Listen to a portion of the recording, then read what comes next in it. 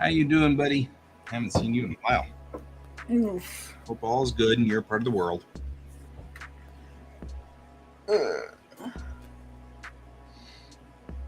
This leg goes back quite a bit. So, back to here. Gotta edit that. So far, Cats actually made it here, and it only took like a lot of effort. Yeah, couldn't figure and it was showing me. I just couldn't get the freaking audio to work. Yep, or video for that matter. I don't know. I couldn't see your video feed either. Oh, really? Okay, then it was just everything, just being It's just everything. It's not today. Yep. But now you're here, and all is good. Mm-hmm. And I'm drawing robots, which makes me happy. So, Nice. That's the thing.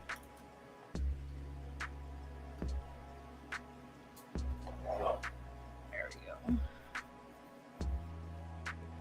Okay, cool. Alright, channel content. Just all been right. busy. Yeah, Nothing wrong with same. being busy, man. Nothing wrong with being busy. Yeah, busy is good. Yeah. Alright. I'm gonna make sure my data is correct for that video. I forgot to edit it before I turned on the destination. Hey, Misting Wolf. Yeah, right? Robots are kick butt. Yeah. Alright, cool. Alright, looks like I edited the data properly. Awesome. Yeah, now I can actually get back to streaming regularly. Yes. Neon. Hey, Misting, what's up? How are things going for you? Now that I'm finally back from Comic-Con, I can stream again. And I'm not super tired. Although we're having to test because it turns out some of our associates have tested positive for COVID, so we're doing that. We get to go through our slew of tests. Zoids. Zoids? What about Zoids? Oh yeah, Zoids is awesome. I remember that. Man, Zoids. Man, those things were the best. Those were cool. Did you see the revamp of the anime? It looked like they were making and all the models and stuff. Yeah.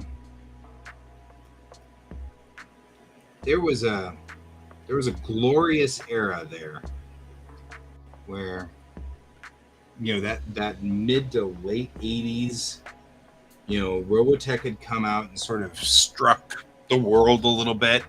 Mm-hmm. Oh, good. So, Misting, are you having storms because you having storms because it's storming here. It's just storming everywhere. The world. It's really cloudy here. We're gonna get storms later. Yeah, it's storming now here. Thanks, guys, sending us your storms. I know, right? I'm just sending them your way. Thanks. I'm spinning up Discord so that I can see what Neon did.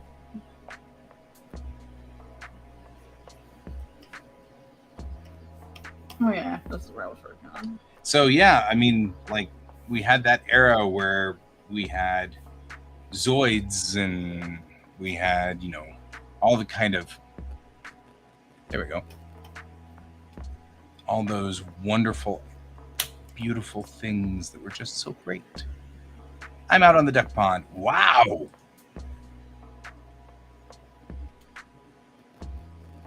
Can I share that, Neon?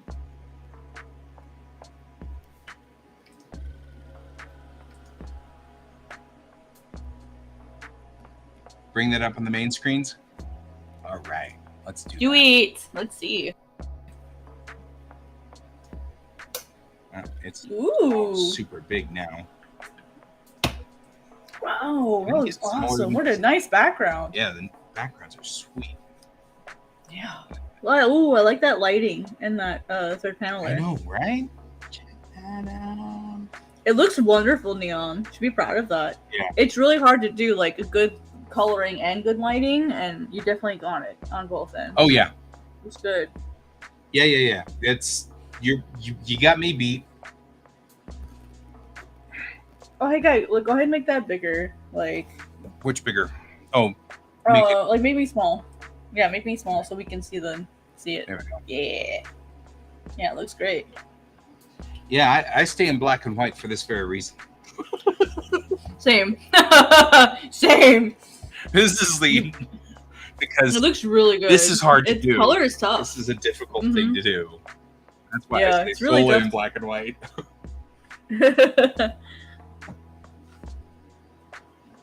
It looks lovely. I like that. Good job. I mean, not patronizingly, but Yeah, mood. Yeah. Yeah, mood and atmosphere is important. Agreed. For sure.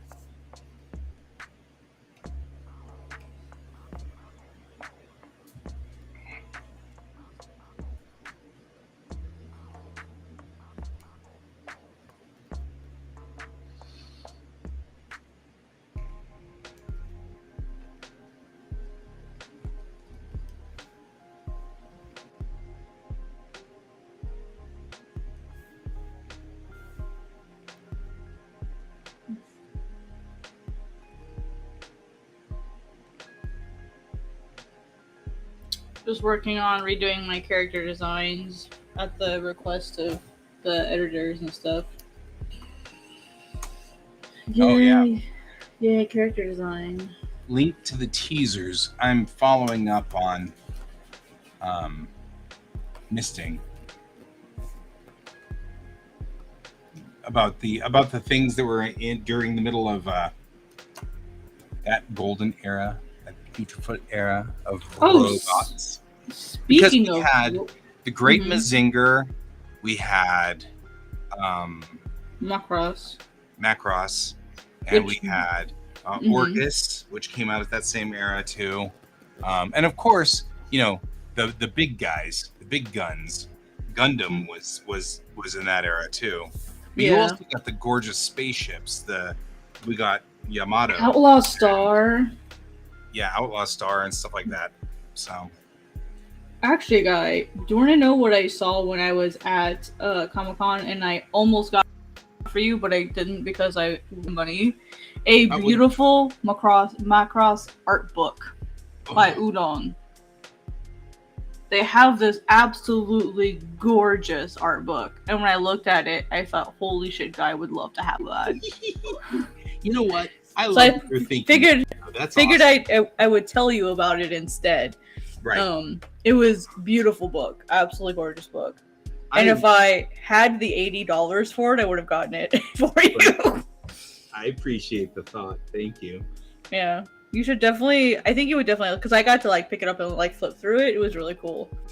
So Mikimoto is that's my god.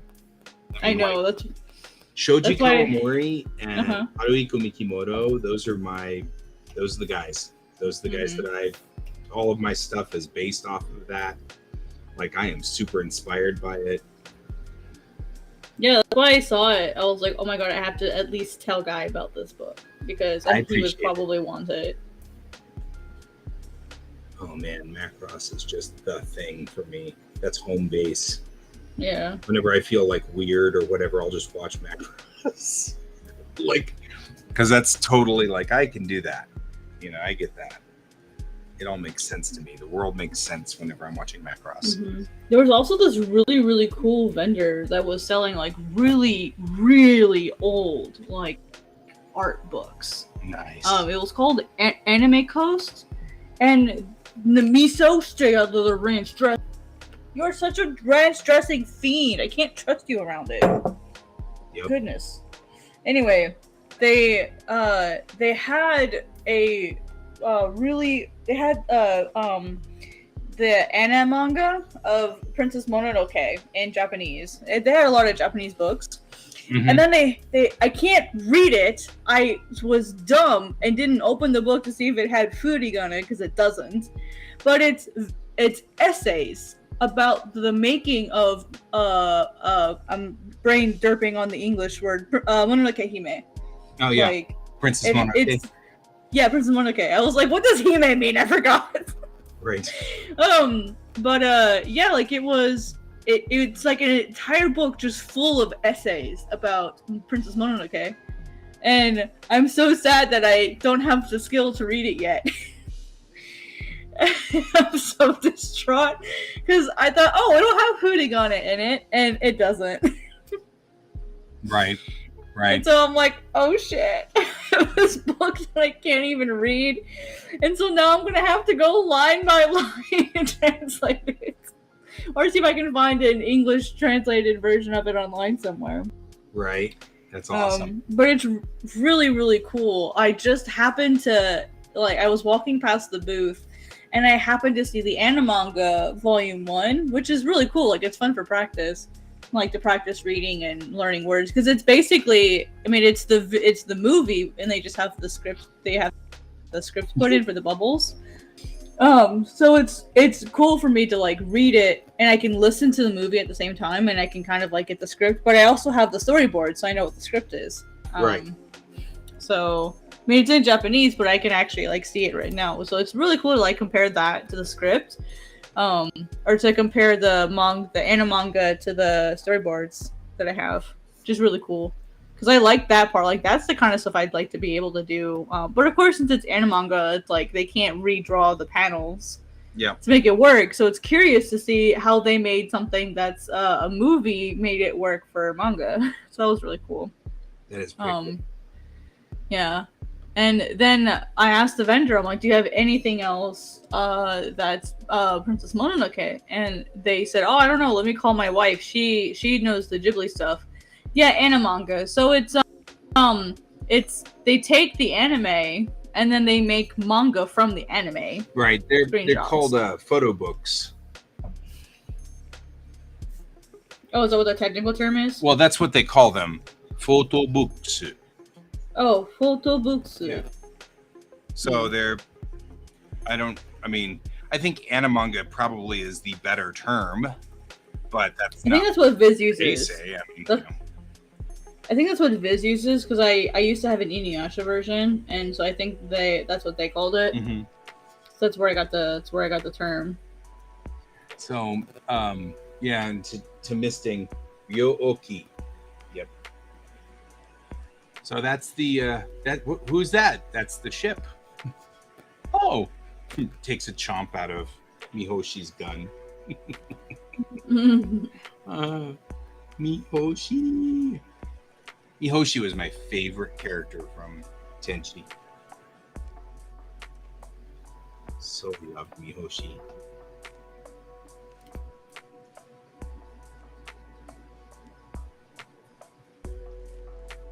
So yeah, Misting, if you ever get the opportunity to catch up on Macross, start with Washu. Yeah. Dr. Washu. Yes. Yeah, she was just insane. I have like random weird I don't know, it seems like I have like a scan of a cell from Washu. Anyway, but yeah.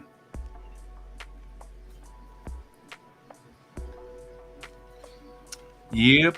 If you can ever get Macross, I highly recommend Macross the movie, the first one, because the TV series, of course, was what came out in the 80s, and it's lower quality because it was an 80s TV series. Macross the movie was a movie. Even though it came out in 85, it's still pretty solid today. It still looks beautiful, still looks good. So, highly recommend that. And then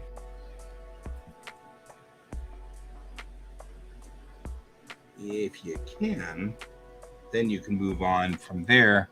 There's a whole thing about Macross that's just crazy. I mean, because it's hard to follow what's going on with Macross all the time because of the fact that it's Macross is so Harmony Gold bought the rights to Macross and Southern Cross and a show called Genesis Climber Most Piata, and they merged them all together to make Robotech and rewrote the scripts and dubbed them differently so the people were saying different lines and stuff like that. Is that what Robotech is? Because I heard them mentioned a lot at San Diego this year. Yeah. So Oh. There is a big thing going on right now with Big West and Harmony Gold. Mm. And there is a rights fight that's going on right now, and it's one of those things. Oh, I see. So, anyway, the long and the short of it is, in 1985, Carl Masek and crew from Harmony Gold bought the rights to Macross, Southern Cross, and Genesis Climber Mos Piata. And the only thing, that's provisional. The only thing that related those three series together was that they were all done by Tatsunoko Studios. Mm. Nothing else about them was the same. They were just three totally different stories. And so they stripped them of all of their audio and redubbed them so that they all were the same story by referring to other characters in other series, even though the other characters were never together. And they made the Robotech saga, which is 70 some odd episodes of Robotech, which is these three completely unrelated shows. So it'd be kind of like if somebody bought Sailor Moon and oh man, I just lost it. I can see it in my head. Like made their own version of the Sailor Scouts. Yeah, like they bought Sailor Moon and Cardcaptor Sakura and then redubbed them so that they were referring to each other. So, interesting. Like kind of that kind of thing, because we kind of have magical girls, so they kind of match. So we'll just take Sailor Moon episode or season 1 of Sailor Moon and then season 1 of Cardcaptor Sakura and then rewrite them, and that's kind of what happened. The 80s were really wild because back then Japanese anime was so cheap on the market that and they just ended up buying the rights wholesale, so they'd end up with all of the rights. Well, okay, Macross was actually stupidly popular in Japan. People really liked Macross, and so Macross then got spin-offs in Japan. Well, those spin-offs didn't refer to anything that happened in Robotech. So, because Robotech was 3 separate series that were glued together. So in Japan, they're holding true to the original story of Macross, which is only season 1 of Robotech. And then they're going out in all these different directions. So the Macross series is this long-running series that's been going on for a while now with these different versions. Because after Macross was Macross 2, and then after Macross 2, we got Macross Plus, then Macross 7, and then we got Macross Delta, Macross Frontier. All of these, that's no problem. All of these different series are all following off of only the first season that Robotech used. That same first season. Meanwhile, here in the States, Robotech has become popular, and people are talking about all the bits and pieces of Robotech. And so they added another series on called Sentinels, which was actually done as an extension of the Macross saga in America. Well, this all happened during the 90s when anime was finally coming around. Right. So anime was starting to get its own now. And with Sailor Moon was the last and the first. So it was the last one to get the bad dub and the first one to get the good dub. If that makes sense. I remember that. Yeah. By the time Sailor Moon aired, they were airing it on TV, and there was an epic backlash, and they were not ready for it because it was done by DIC, which is a Canadian group of they just do children's shows. So they took it and stripped it of anything that might be offensive to kids, and put it out with all. You mean offensive to adults? Right. So they put all these changes in it, and the anime fans, which now exist, which didn't exist in the 80s, but they did, but not in force. the anime fans now then really jumped down their throats on it. And so from that point forward, we ended up with these side groups. Animego was making subtitles only. So they were making legitimate subtitled anime. And we got US renditions, which was dubbing and trying to actually ADR it correctly with the actual script. And then you ended up with like spawn groups that started to show up on this. Well, now we have this world of Robotech and Macross. The two of them have only the first 30 episodes are the same. Everything after those first 30 episodes are completely different in those two worlds. Like radically different. And that was part of what is going on now, and why you were just hearing about this now was because for the last 30 years, Harmony Gold has banned Macross from coming overseas. They have kept Big West locked out of the US, and Big West wants to come over here with Macross, which is a hot property, and a hot property here in America, because there are Macross nuts, yours truly. I'm a fan of both, but to me, it's like the old version of Battlestar Galactica and the new version of Battlestar Galactica. They're roughly the same. Do you think that has anything to do with the art book? Because the art book looked relatively new. Like the art looked relatively new. It didn't look like old art. I know. Oh yeah, well, that's part of the problem. Macross Frontier just ended, and we got, what's the new one? It has the Draken. It's not Delta, because Delta was, I think Delta was after Frontier, because Frontier was on when I was in Japan. I got to watch Macross live, and I was so excited. I was like, right, but that's what I'm saying. Do you think that they are starting to win that fight if a company like Udon is putting out their book? Right.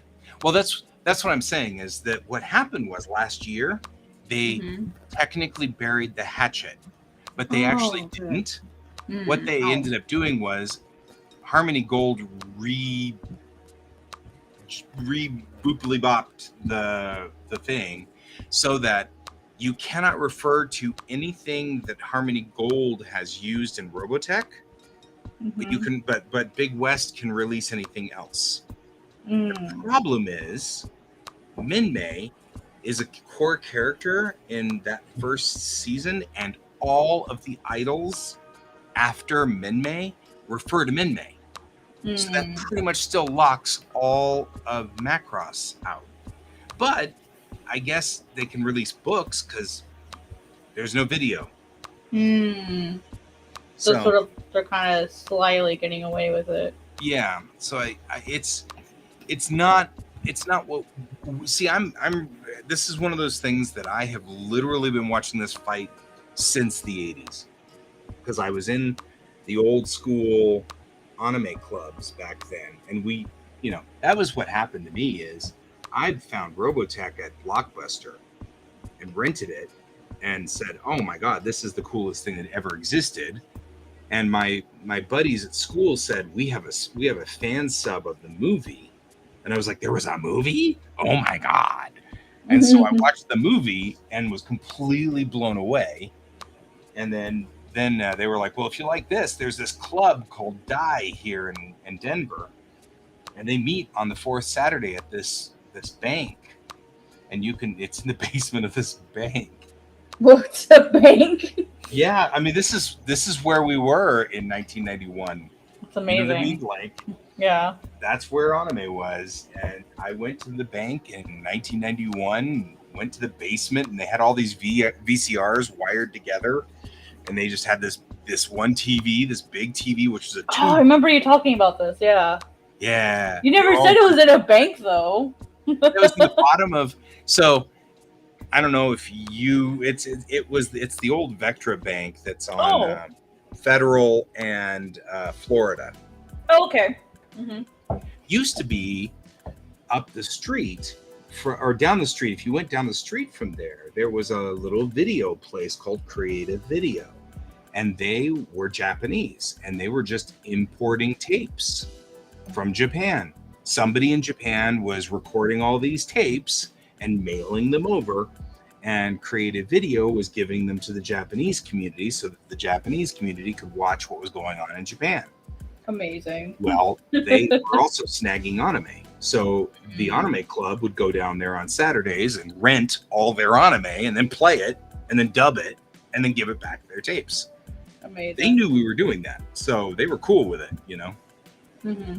But this era was really strange for us. We had two guys in the Dai group that had actually gone to Japan and joined ArtMech.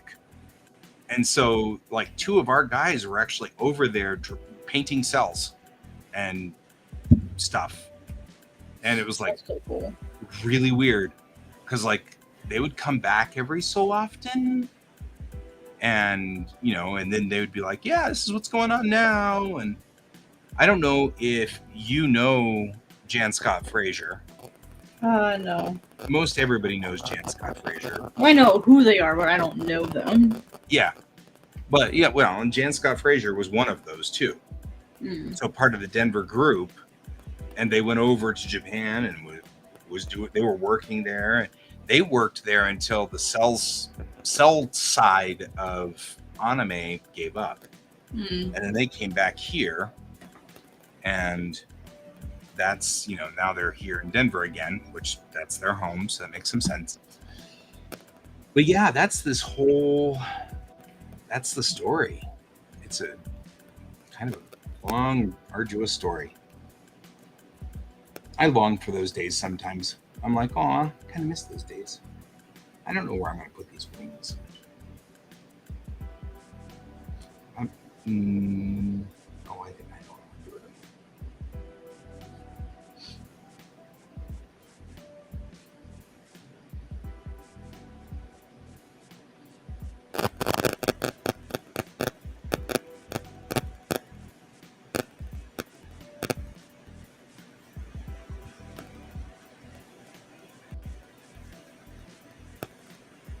It was really cool.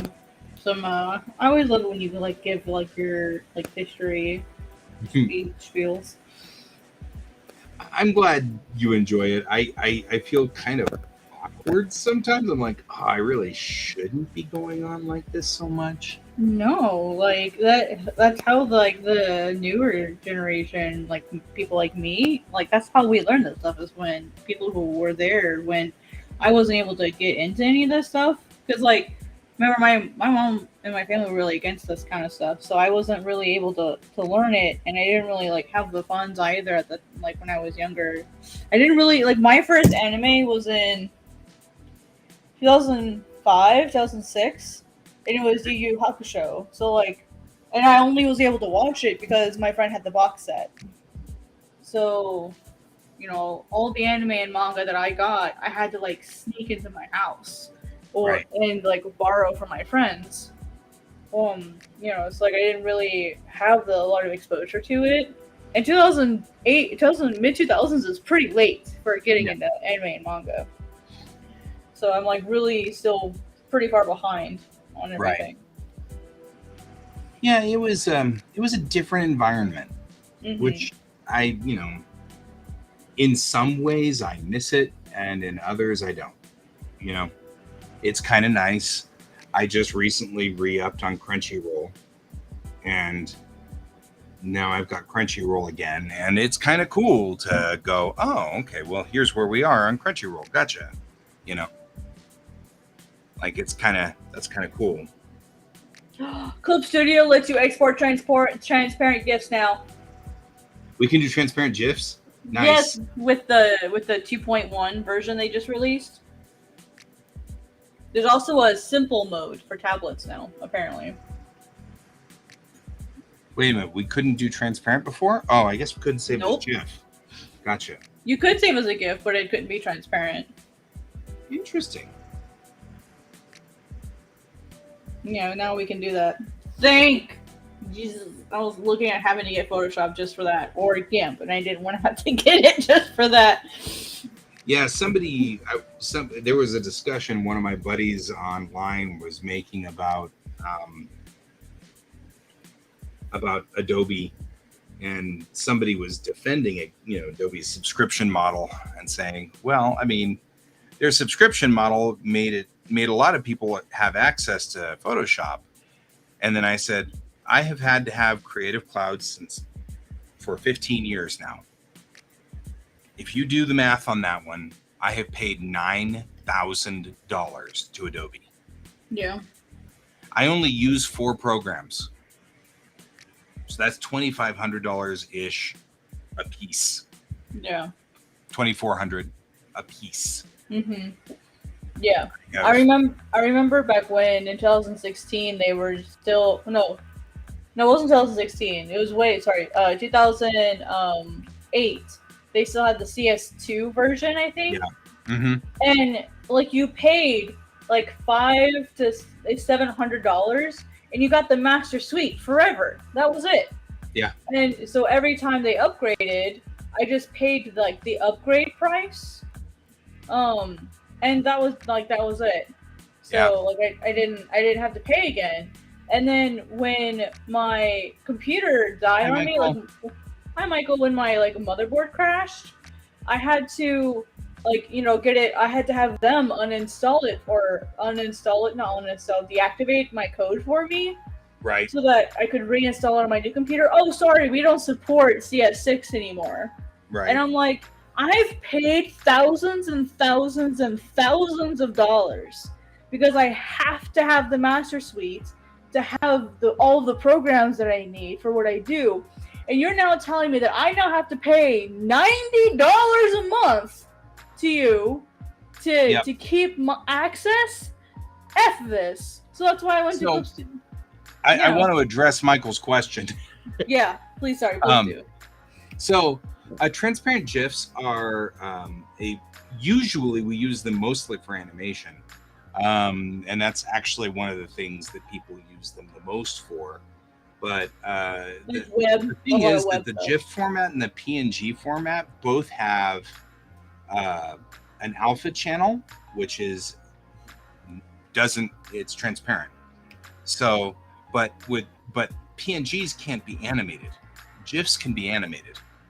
So the big benefit to this is now we can make a little animation of a character bouncing around or jumping around or doing a thing here in Clip. And part of this is because we are all mad about Adobe, and I want to dump Adobe so bad, but I can't, because of the nature of the beast. So it's kind of one of those things where it's like I have to keep paying for Adobe. It makes me so mad. Yeah. But that's what we use the transparent GIFs for. Yeah, it's for like, especially with web. Like I use it for like when I was making my own website or when I was on DeviantArt and I was customizing my profile, I would use like transparent GIFs. So that I could, like make it look nice. And sometimes it's nice to not have to have a background. That way you can put it literally anywhere you want and it just looks cute and adorable. So it's I use it mostly to like customize different web pages. That's what I used it for. Mm-hmm. Yeah. And also for video editing. I used it for a lot of like when I was editing videos, I could have like a fun little like transparent GIF in my overlay, for streaming as well. So now I can do that. Now I can make a fun little GIF of like my character flying across the screen every once in a while just for the lulz, and it'll look good. Miso, are you mad at me because I'm ignoring you? Yeah. I hope that answers your question, Michael. Did you want us to show you an example? I don't know if I have an example that's ready, but... Yeah, I don't have any examples at the moment.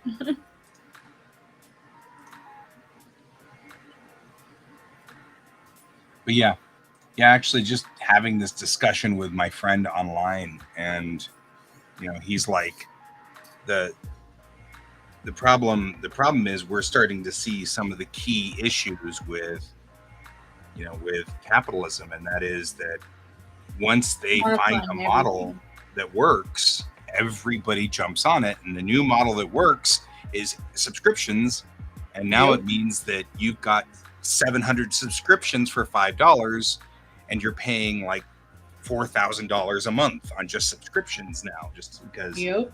everybody needs a subscription. Everybody wants it. And I get that. It's crowdsourcing on a grand scale. The problem, of course, is that the people who came up with crowdsourcing were us little guys with our Patreons, which was wonderful. But now so many people have so many subscriptions, they have to give up on our Patreons. And here we are again. You know, our artists are back to we don't get any money. You know. Right, but the problem with Psy is back, like, initially Psy did not support CMYK, and the original Psy couldn't support, like, the file that I'm drawing in now, its file size. Psy could not support this. It's too big for Psy. Like, even just one page, like, not even a double page spread, just one single page at the size that I draw, it was too small for Psy. So between the CMYK thing and it being too small, like it not being powerful enough to handle the file size that I needed, I couldn't use Psy. I did use Psy for a little bit for like commissions and stuff that didn't require like, you know, like a page, like a specific page size. And I had to use that specific page size to prepare for print. So, but Psy is beautiful. I do love Psy. I think Psy 2 fixed both of those problems, so Psy 2 is pretty nice. But I like something that is made for making manga and comics. Psy is not. Even though it has a lot of really cool, like its watercolor brush, I still think it's better than Clip Studios, personally. But maybe I haven't found the right watercolor brush. Let's see. I want to dump Adobe also, but I need certain things Adobe does. Like Photoshop, I need to reduce the picture size by the thousandth place of a decimal. Oh yeah. Clip Studios only up to hundreds. Yeah. Irene's tractor. What does that mean? That's fair. Yeah, and that's ultimately the thing, is it's just kind of like, what do you need it for? I don't know why you would need something down to thousandths of a decimal place unless it's like industrial stuff. Like, I've never heard of someone needing thousands of a decimal place before. That's just my ignorance. So what kind of like work do you need that kind of thing for? Because I don't know. Yeah, I've never heard that before. So I'm really curious. Like, what? Like, I know in my previous job, what I needed it for. Like in my previous job, I had to go down to thousands of a decimal place as well. But I think it would be really funny if we were doing like similar jobs, because I did fabrication, and so cutting like plastic or metal, you do have to go down to sometimes the thousandths of an inch. So I can relate to that on some level, but I'm not sure if it's like the same type of job that I did before. 21,000 by 8,600. Well, let's see what I'm working at now.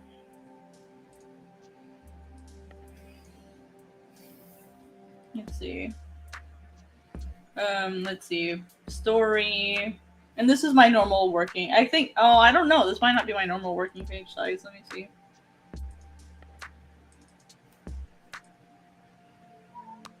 What, Miso? You literally just jumped down to jump back up again.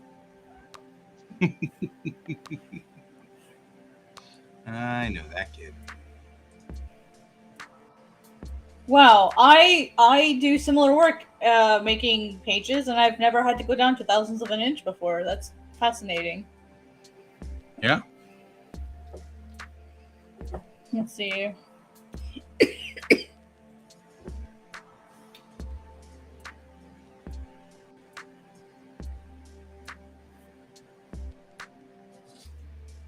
Yeah, that's really, really big. As far as like pixel size goes.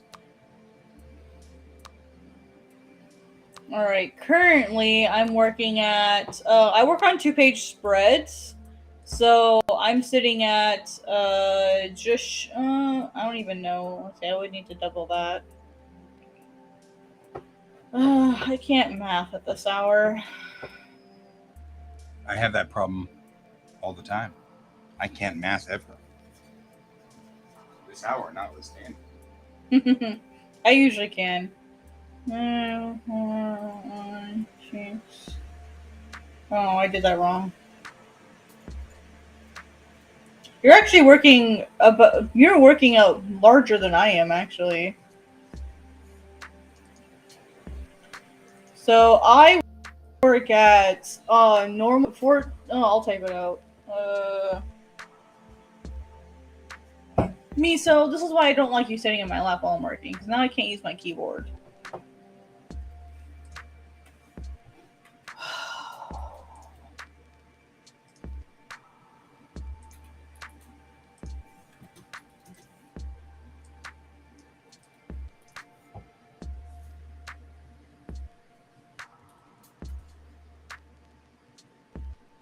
That's where I work at.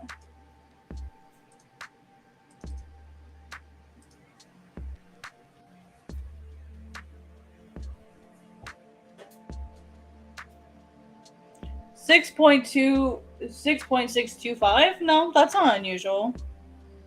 Sorry, I see what you. Oh, for comic pages, yeah, that is. Sorry, my brain just was like, 0.625 isn't that weird, but it is. Yeah, that's the size that I work at for my 2-page spreads. That doesn't count my like the nodal space. That doesn't count that area. That doesn't count the center area here, which is maybe like another 100 or a couple hundred, like about 50 pixels. Oh, sorry, millimeters. About another 50 millimeters. So yeah, that's about what I'm working at. If you do the conversions, that's about what I work at. I think it's like 10 point something by like 15 or 16 by something. It works out to be about the same proportions, but I am making manga and not comics, so I use like manga size, which is very, very similar, but not quite. I think it's B4, I think. Let me double check. I've got a conversion for you, Michael. If you want that, I can do that for you. Hang on real quick.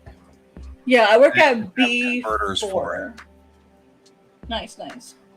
Yeah, I work at B4 at 600 DPI, basically.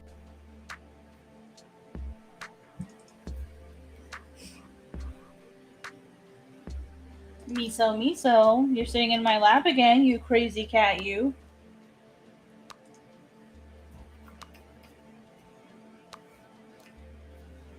Oh, let me fix. Okay, gotta see what all these layers are and merge them. They hate having 50 million layers. Yeah, so if you want to see what a manga page at converts, these are the conversions for manga pages. So at 600 DPI, the width is 137 millimeters to the outside bleed. So the red part bleed, then this is your gutter, your safe, your text safe, and then this is your inside working zone. I'll make myself the big one for just a moment here. Go for it. And then, so this is, you can screen cap it or whatever. I'm okay with any of these, but that works to kind of give what everything should be. So if you want to make pages that look like manga pages, you make them at this resolution at 600 DPI, and then you can and then like it says here, text size ends up being about 6 point. Then your gutters will be 4 millimeters for horizontal and 2 millimeters for vertical. You have to remember that gutters are standardized in American comics, and they are totally, the verticals are different than the horizontals in manga. And it's to dictate which way you read the manga. Because it tells you which way it's supposed to be read. Yep.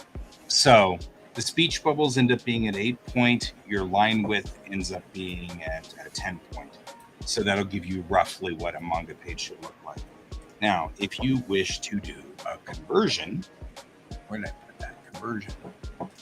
Not here. Where did I put it? I had this thing open and it went nowhere. Oh, I see what happened. Let me look for it again. Dang it. I'm like, open, and then I did the thing, and I'm like, that's great, but I need all of these pages, guys. So if you want to convert it to an 11 by 17 page, this is what it looks like. So like if you were to make it 11 by 17 or 8.5 by 11 in this case, whichever way you want to do it, this would be then the resolution, and the scale would be 133% changed. So you'd bring it up 133, but you still could do the manga pages in here, and then you just get these extra gutters on the top and the bottom, like this and like this. Right, and then the US comic page, if you want to talk about just what the US pages are set at, the US page then has all this information on it. So the width is about 6.88 inches, and the height's 10.44 and that's all the way to the end of your bleed. The bleed for US comics are really, really small compared to what manga's bleed is. And then our width for the gutters to the safe is 6.63 inches. So that's the inside here. And then the inside area, safe area. You guys know what a text safe is, right? So text safe. So the text safe means that you don't put anything important outside of this dark gray area. No speech bubbles, no text. You can make your art go off of there, but you don't put any of the text bubbles past that line. And that's called a text safe. So this is then your bleed, and then this is your full bleed out on this red area out there. And you don't put anything you don't mind getting cut away in this red bar on the outside, because of it probably will be. Yeah, it could get cut in the cutting process. Yeah. What I will do is in a few minutes I'll just post all of these up to the Discord server, so you guys can just download them from the Discord server, and you can use those because they're already set to the right size. So if you just use them as they are, they'll run in the background. Mm-hmm. A new audio? No, I don't want a new audio device. Leave it alone. It's always good to assume that your printer will mess up, because they probably, like, they can't make perfect cuts. And I don't mean to say that, oh, like, printers are really bad. It's like, assume that, like, they won't be able to make a perfect cut, because it's really, really difficult to make a perfect cut. Yeah.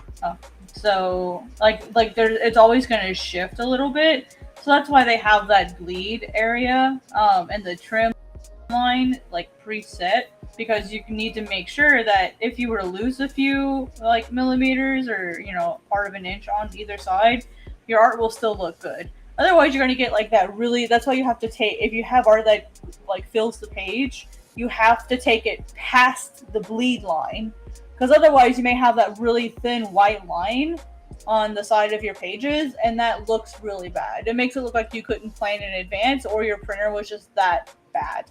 Right. Like, it looks bad on you, and you don't want that. So, like, either stop panels at like the safe area, the safe zone, or you can take it all the way past the bleed when you're making manga. It's one of the two. There is no either or. Yep. I just posted the Discord invite. Go on ahead, and if you have not joined our Discord channel, please feel free to. It's called the Duck Pond because this is QAC, and so that makes some sense. But I just added that to the Discord server, all three of those. So all three of those pages are now up on the Discord, so if you need them for anything. Hi. Sweet.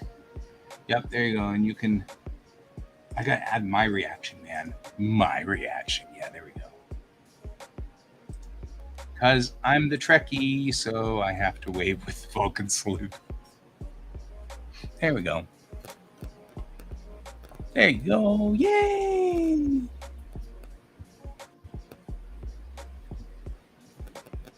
I don't mind a lurker. Nobody.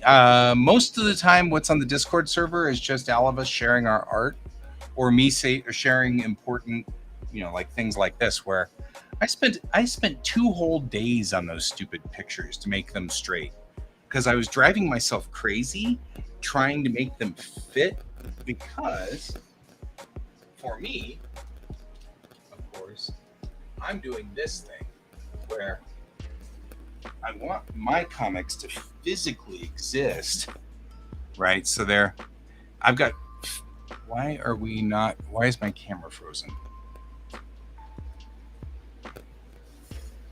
Because it has to make make you work for it. Right. Hang on real quick. I think I accidentally unplugged my camera. So Hi, Miso. What, baby?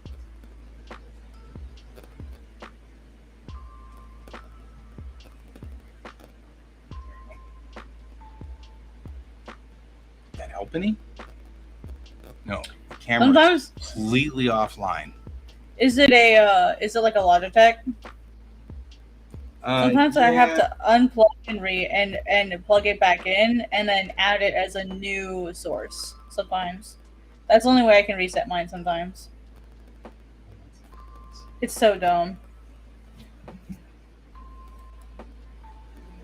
Well, it's not even on. It's not giving me a light, which makes me worried. So I'll check its source real quick. Yeah, sometimes adding it is fixes that. There we There go. it goes. I just needed to activate and deactivate it. Anyway. Okay, cool. So- Awesome. What caused all of those pictures that I just put to the thing was I wanted to make physical copies, but they're of course going to be in US size. And so my US size comics need to be the correct ratio for US comics, but I make them in manga and manga size. So I had to make all those converters. So I spent an entire freaking day on those converters. So you might as well, use them because the more more use we can get out of them, the better it is. That's all I gotta say. Well, see, also a lot of times comic book stores, they want your stuff to be a size that they're already capable of storing. And if they have like a book that's like a different size, they may that was the problem that I ran into when I was trying to find stores, is they kept telling me, "Oh, well, we don't have a shelf that fits manga, or like a rack that fits manga, so you'd have to make it comic book size." That was the problem that I kept running into. It was frustrating.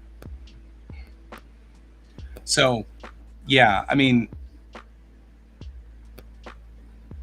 like what we've got kind of here is like the manga page, the first one that I gave you right there. That's what a manga page would be at 600 DPI. So it's not big because manga is smaller. That's not manga. In general, the size of mangas. Why is it like that? So back to what I was kind of saying before here. I mean, your manga size, this is what a tankobon comes across as, right? So tankobon size is markedly different than the size of an American comic. Yeah. So that's what you're seeing there is one is just this. Then another one is the second one is this enlarged so it fits on this. Interesting. So that it's blown up 133%. So that it's got the little bar on the top and on the bottom, so it's centered, but it's effectively just enlarged 133%.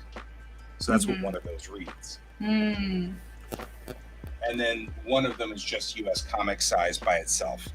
So if you're doing US comics at 600 DPI, it's that resolution. So you have to be careful with that hybrid one. The hybrid one is enlarged 133%. I hope that made some sense.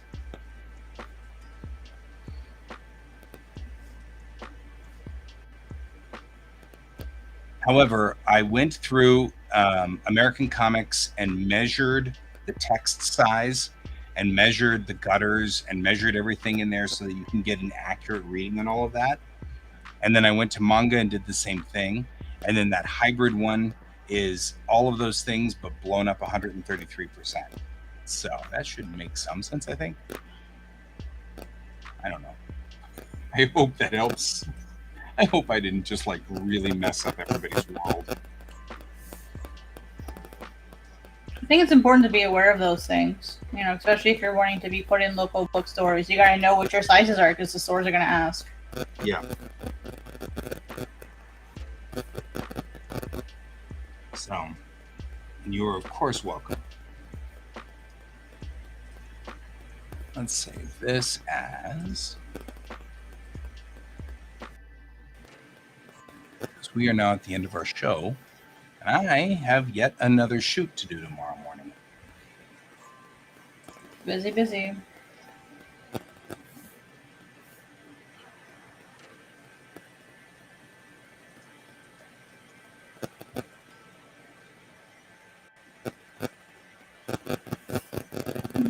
They're not very good. So, yep. Good night, David. Good night, Neon. It was good to have all you guys here. Good night, Michael. It was good to have you here too. Good night, Misting. Yep, take it easy, guys. Have a good night. Thanks for joining us. Thank you for joining us tonight. And, you know, I know that we only had, I mean, like, Alfie was here, but Alfie vanished like twice. So, there will be no day show tomorrow morning because, of course, I'm going out on a shoot and I'm going to be shooting a house. So, there will be a night show as normal. So, we should be doing fine. Or at least I hope there'll be a night show. We'll see. If not, if you can't, then I will. I just can't do day stuff because, you know, work. So that's totally cool. Yeah, totally if I have to host tomorrow's night show, I can. Okay, cool. That would give me some time. We have a Star Trek-a-thon tomorrow night that we're going to try to do, but I don't know when it will start, and I'm not sure when it will end. And you know, and I like Star Trek a whole lot. I know you're surprised, you're shocked, but it's true. Yeah, you showed me how to get everything started, so hopefully if it comes to it, I can That'd be awesome. Launch the show by myself tomorrow. I can do my best. That's fine. Cool. Well, good night, everybody. Thank you for joining us. And as always, I always say, keep your eyes on the stars. Goodbye. Good night.